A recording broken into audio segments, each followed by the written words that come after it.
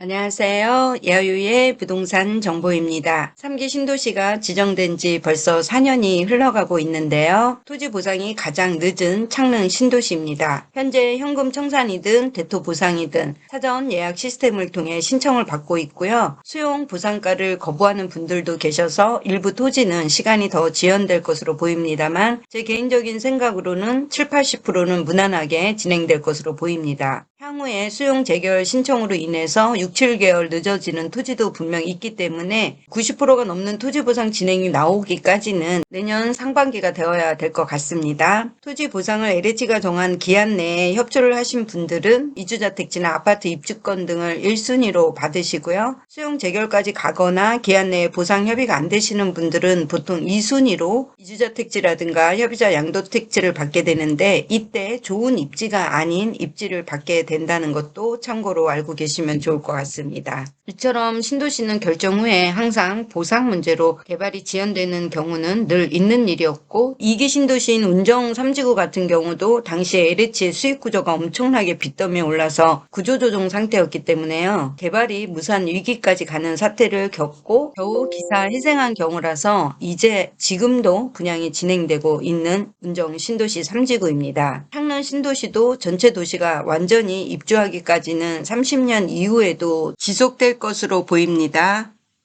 그리고 GTX 역세권 분양은 가장 마지막에 될 것이고 향후 토지값을 생각하면 늦게 분양하는 단지들의 분양가는 사실 지금 예측하기도 어렵다고 봅니다. 그래서 가장 빠른 입주를 통해 거주하시다가 갈아타도 될 만큼 충분한 시간적 텀이 발생할 것이고요. 우선 분양가, 입주가 빠른 단지부터 들어가시고 30년 이후에 매매를 하신 후에 신축 민간 분양으로 갈아타시는 전략도 추천을 드립니다. 제가 이번에 시리즈로 창릉 신도시 영상은 제작할 예정이고요. 오늘은 먼저 아파트 공급 입지부터 살펴보고 그 다음 이주자택지 또 협의자 양도택지 생활대책용지 일명 상가딱지라고 하죠. 창릉 GTX 역세권 특별계획 1, 2지구에 대토를 받을 경우 시대행사 섭외라든가 또는 리츠 부동산에 대한 이야기도 전체적으로 창릉 신도시 토지 이용계획원에 따른 시리즈 영상으로 올려드릴 예정입니다. 현재 창릉 신도시 보상가는 토지의 이치나 또 지작물 관련해서 약간씩 차등해서 보상가가 결정되고 있고요. 또 용두동 쪽에 보상가가 많게는 250만원 선도 나왔고요. 철탑 쪽에 있는 토지의 보상가는 약 180만원 정도 책정된 것으로 보이는데요. 도로 지분은 더욱 적게 나왔습니다. 그래서 농지를 사실 때도 향후 개발 시 미리 토지 이용 계획원을 예상하시면 같은 농지라도 어느 쪽을 사야 할지 답이 나오게 되는데 이 부분은 약간 고수의 영역이라고 보시면 되고요. 오늘은 간단하게 아파트 입지에 대해서 살펴보도록 하겠습니다. 지금 보시는 왼쪽의 화면이 창릉 신도시 전체적인 토지 이용 계획원이고요. 이 부분은 GTX A 라인이 지나가는 부분이라서 제가 여기다 같이 캡처를 해놨는데요. GTX A 라인이 대심도 구간을 지나갈 때요. S4블럭과 B2 블럭 사이를 지나간다는 거 참고해 주시면 되겠고요. 지금 보시면 A 블럭을 제가 빨간색 점선으로 표시해 놓은 곳인데요. 10필지가 되겠습니다. B 블럭은 연두색으로 표시했는데요. 8곳의 필지에서 청약이 나올 예정입니다. C 블럭은 3개의 필지로 C1, C2, C3가 있습니다. 그리고 S 블럭은 보라색으로 표시했는데요. 12개의 필지에서 공급된다고 보시면 되겠습니다. 이 부분은 연립주택 부지입니다. 지난번에 S5 블럭과 A4 블럭, S6 블럭이 공공분양 사전 청약으로 진행됐고요. 천마을로 분양된 곳이었습니다. 주변에 초중고가 다 있는 학세권이었고요. 이 GTX 역세권과도 가까운 곳이었습니다. 네, 다음 사전 청약이 어느 입지가 나올지는 아직 모르지만요. 전체적인 아파트 공급 위치를 봐두시고 미리미리 좀 준비를 해 두시면 좋겠습니다. GTX 역세권은 이쯤으로 이곳이 특별계획 1구역과 2구역으로 자족 기능을 갖춘 업무 지원 시설과 공공청사 등이 들어올 예정입니다. GTX 역세권을 중심으로 가장 가까운 아파트가 S10블럭, 그다음에 B4블럭이 되겠고요. 그리고 A7블럭, S12, S11, C3블럭 정도가 GTX 역세권의 가장 큰 수혜를 받는 지역이라고 보시면 되겠습니다. 이쪽의 이 에리어는 전부 창릉전 수변 공간이 되겠습니다. 지금 지도 지도를 보시면요. 이 하얀색 점선 부분이 창릉 신도시를 표기한 부분이고요. 아까 제가 말씀드린 S10블럭 기준으로 보시면 여기쯤에 들어온다고 봤을 때요. 약 한 426m 정도의 GTX 역세권이라고 보시면 되겠습니다. 그래서 이 주변으로는 특화구역이라 해서 업무시설들이 들어오고요. 그래서 GTX 라인을 기준으로 반경을 그려보면 지난번에 나왔던 공공분양 위치 상당히 좋았던 위치이고요. 향후에 나올 입지 중에서는 이쪽 지역을 우리 구독자 여러분들 눈여겨보시면 좋을 것 같습니다. 그래서 토지 이용계획원으로 봤을 때 이 S10블럭 부지가 여기쯤이라고 보시면 되는데요. 여기 중간쯤에서 GTX 역세권까지 약 400m 정도 보시면 되고요. 그래서 고향선 역사 신설 예정지는 창릉 신도시 토지 이용 계획원 중에 북측 지구인 이쪽 지역으로 보시면 되겠습니다. 그래서 다시 지도를 보시면요. 이 하얀 점선 부분이 창릉 신도시 그림 모양이고요. 고양 은평선은 이 세전역에서 서부선과 연결돼서요. 이 항동지구 전체 중에 이 중앙센터를 관통해서 망월산을 통해서 여기 창릉 GTX 역세권으로 옵니다. 이 제가 아까 말씀드린 이 북측의 상업시설 1, 2지구를 관통하고요. 여기가 새로 역사가 생기는 부분이라고 보시면 되겠습니다. 역명은 아직 미정이지만요. 이곳에서 관통해서 하정역 쪽으로 해서 여기 고양시청역까지 올라가게 됩니다. 이곳이 지금 고양시청 새로운 신청사를 짓는 곳이고요.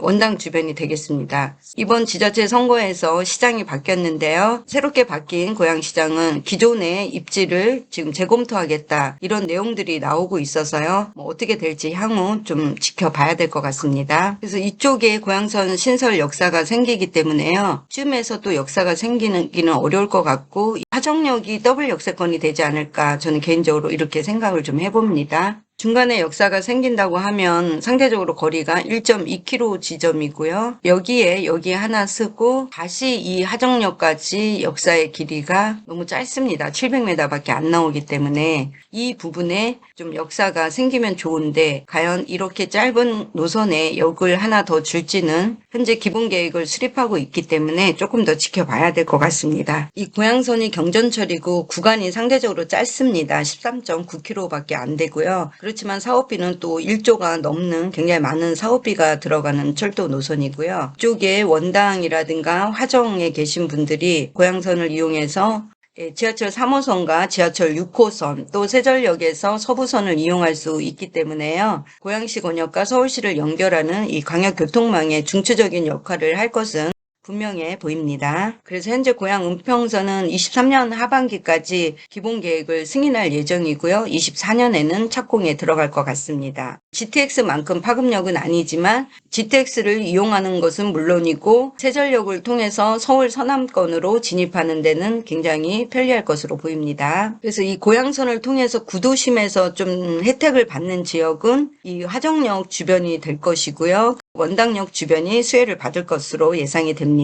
그래서 구축 아파트를 지금 생각하시는 분들은 이 원당역 쪽이나 이 화정역 쪽에서 또 재개발 이슈가 있는 아파트를 한번 보시는 것도 추천을 드립니다. 지금 창릉 신도시에 나오는 공공택지의 용적률이 150에서 200% 이하로 굉장히 낮게 책정이 되어 있는데요. 이 부분은 이번 정부에서 손을 볼 계획입니다. 새로운 신도시를 지정하기보다는 기존에 발표된 신도시의 이 용적률 자체를 상향해서 더 많은 주택을 공급할 것으로 이렇게 예상이 됩니다. 다만 창릉 신도시 같은 경우는 용적률을 올리기 위해서는 이 고도 제한을 풀어야 되는데요. 지금 이 보라색 라인이 전부 고도 제한에 걸리는 구역들입니다. 그래서 예를 들어서 이쪽 라인까지 는 고도가 78.41m를 넘어가면 안 된다. 68m를 넘어가면 안 된다. 이 라인은 58m를 넘어가면 안 된다. 비행 안전구역입니다. 그래서 비행 안전구역에 포함된 용지는 해발고도 이하로 건축을 해야 되고요. 세부적인 건축물 높이에 대한 인허가 문제는 국방부 등 관계기관과 협의를 해서 해야 된다는 이 지침서가 있습니다. 그래서 이런 기준으로 만약에 고도 제한이 걸리게 된다면 굉장히 높은 고층은 이 라인까지는 좀 어려울 것 같은데요. 이번 정부에서 이 부분을 어떻게 풀어서 용적률을 높여줄지 한번 기대를 해보겠습니다. 그리고 지금 각 블록별 아파트 평형대가 나와 있는데요. 지금 60제곱미터 이하가 주로 이 A 블록에 들어가 있다는 것을 여러분들이 참고하시면 되고요. 공공임대라든가 또는 신혼 희망타운 또 뭐 통합 공공임대 행복주택 등이 A 블록들에 나온다고 보시면 되고요. 그래서 이 B 타입으로 된 6, 7블럭이 민간 분양으로 60에서 85제곱미터 이하로 분양이 될 거고요. B8 블럭은 민간 임대입니다. 그래서 60에서 85제곱미터 이하로 세대수까지 다 나와 있습니다. 그리고 이제 이 C 타입 부분들이 다 큰 평수가 나오는 곳인데요. 8호제곱미터 초과로 전부 다 민간 분양이 되겠습니다. C1 부지가 고양시 구도심 쪽에 배치되어 있고요. C2와 C3 부지가 이 서울 쪽 라인 향동지구와 가까운 지역에 있다고 보시면 되겠습니다. S1부터 S7 블럭까지가 공공분양과 민간 분양이 이렇게 혼합되어 있습니다. 60제곱미터에서 8호제곱미터 이하까지라고 보시면 되겠습니다. 그리고 S8부터 S10블럭까지 민간 분양이고요. 네, 8호제곱미터 초과분이 나올 예정이고 S11블럭이 공공분양입니다. 그래서 이 S10블럭이 가장 GTX 역세권이라고 제가 아까 말씀을 드렸는데요. 네, 60제곱미터부터 8호제곱미터 초과분까지 나옵니다. 네, 세대수도 전체 1467세대니까요. 굉장히 많은 물량이 나올 예정이니까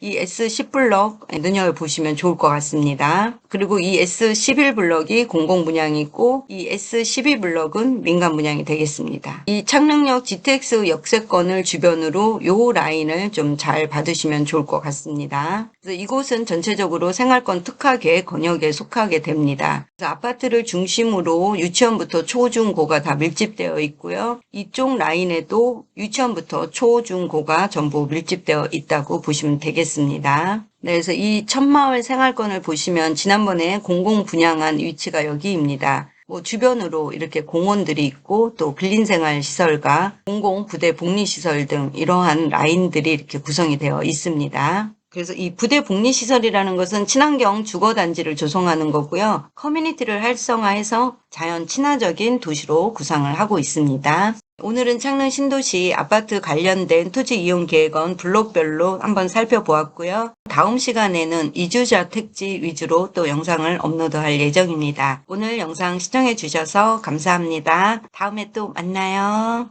안녕.